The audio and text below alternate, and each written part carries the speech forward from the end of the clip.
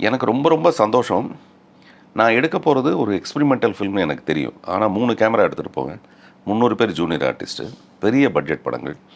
அதுக்கு உதாரணம் எனக்கு எம்ஜிஆர். அவருடைய ஓன் ப்ரொடக்ஷனில் மட்டும் அவர் நிறைய செலவு பண்ணுவார். இப்போ உதாரணத்துக்கு அப்போ 9 லட்சம் ரூபாய்க்கு அவருடைய படங்கள் விற்குமே ஆனால் 10 லட்ச ரூபாய் செலவு பண்ணுவார். அது அவருடைய படத்தில் மட்டும். நாடோடி மன்னனோ, ஆயிரத்தில் ஒருவனோ, உலகம் சுற்று வாலிபனோ அதிகமாக தான் அவர் செலவு பண்ணுவார்.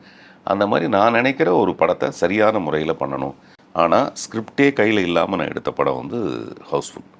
இப்போ இந்த படத்தை பார்க்கும்போது எனக்கும் ஆச்சரியமாக இருக்குது. ஸ்கிரிப்டுங்கிறது நம்ம மண்டையில் இருக்கிறத எழுதி கொண்டு வந்து ஒரு பேப்பருக்குள்ளே ட்ரான்ஸ்ஃபர் பண்ணி வச்சுக்கிறதா, அல்லது அது மண்டையிலே வச்சுக்கிறதா. அப்படி நான் மண்டையிலே வச்சுட்டு எடுத்த படம் தான் அப்போ எனக்கு விக்ரமும் சோலக்ஷ்மிலாம் என் கையில் இருந்தாங்க. நம்பர் ஆஃப் டேஸை பற்றிலாம் ஒன்றும் பிரச்சனை கிடையாது. ஷார்ட்டு கூப்பிட்டா வருவாங்க. ஷார்ட் பை ஷார்ட் தான் எடுத்தேன் அந்த படத்தை. இப்போ நம்ம கொஞ்சம் நல்லா பிளான் பண்ணி 1வது சீன், 3வது சீன், 7வது சீன் எடுக்கிறோம்ல, அப்படி எடுக்கல. நான் படத்தோட வரிசையிலேயே தான் சீக்வன்ஸாக தான் நான் எடுத்தேன்.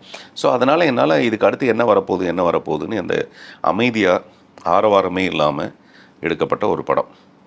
அதுக்கு மறுபடியும் 2வது தேசிய விருது 10 வருஷம் கழிச்சு. ஃபஸ்ட்டு தேசிய விருது வாங்கும்போது ரொம்ப போய் வேகமாக வாங்கிட்டு வந்தேன்.